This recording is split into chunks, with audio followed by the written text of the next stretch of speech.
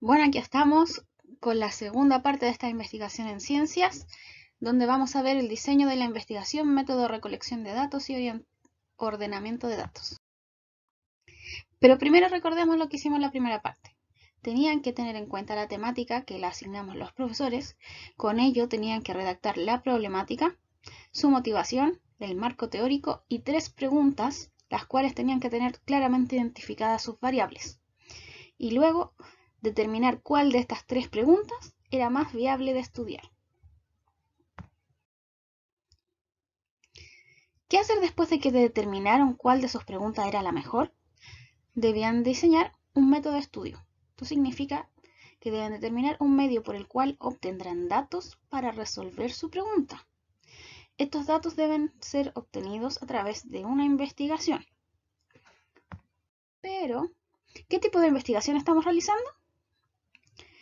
La investigación actual es una investigación de tipo no experimental. Se encarga de observar fenómenos tal cual como se generan en su ambiente natural, para luego analizarlo. Por lo tanto, nuestro fenómeno estudiado es la pandemia y la cuarentena actual por COVID. ¿De qué se trata esta investigación no experimental? Es un tipo de estudio que se lleva a cabo sin manipulación de variables. ¿Qué quiere decir? No significa que no hayan variables de estudio, sino que estas variables ustedes no las modificaron, sino que se crearon por efecto de esta pandemia.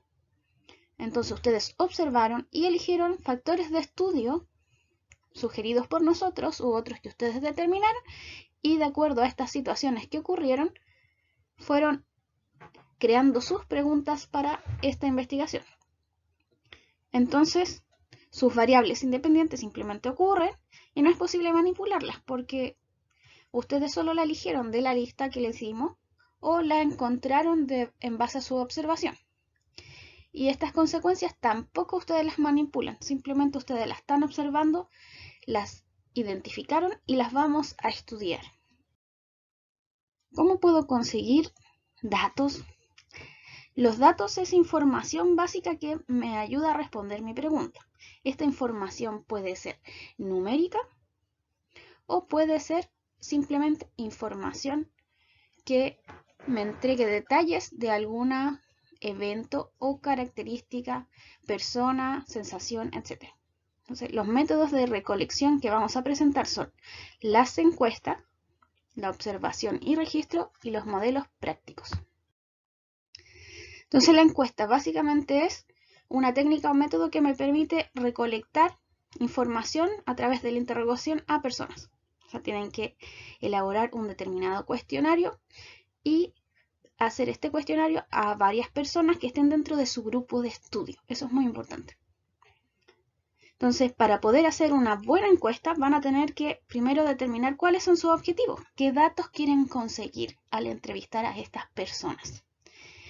Y luego, una vez que tengan sus objetivos, tienen que determinar la población. O sea, no le podrían hacer esta encuesta a cualquier persona, sino a aquellas personas que le puedan dar datos sobre su grupo de estudio o directamente al grupo de estudio. ¿En qué consiste la observación y registro? Consiste en observar un fenómeno, evento, situación o conducta. En este caso, este evento o situación, fenómeno que estamos estudiando es la pandemia y la cuarentena de los últimos 4 o 5 meses.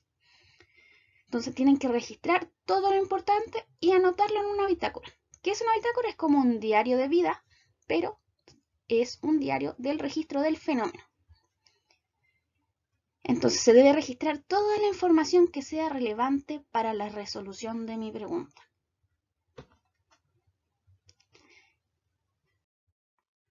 ¿A qué me refiero con modelos prácticos ahora? Consiste en diseñar o utilizar algún test para determinar una cierta condición, por ejemplo, la fuerza muscular.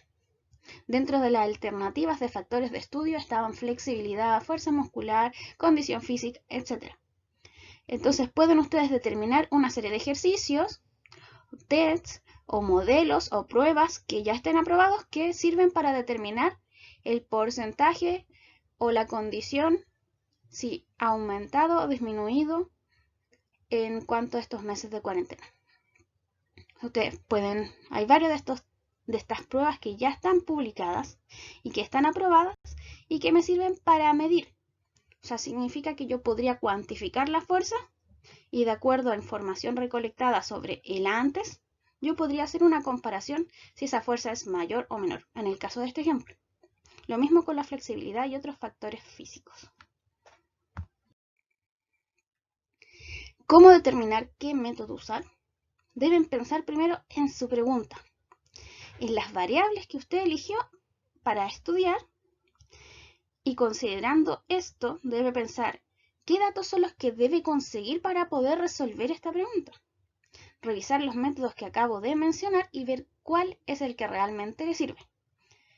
Si necesita usar 2 del listado o los 3, también se puede, ya que usted puede usar todos los métodos que requiera.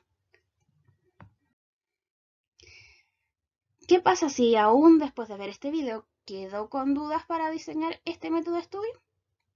Bueno, no olviden de participar de las clases de resolución de dudas y si aún así tienen dudas, también pueden hablar con los profesores, ya sea el profesor David o yo.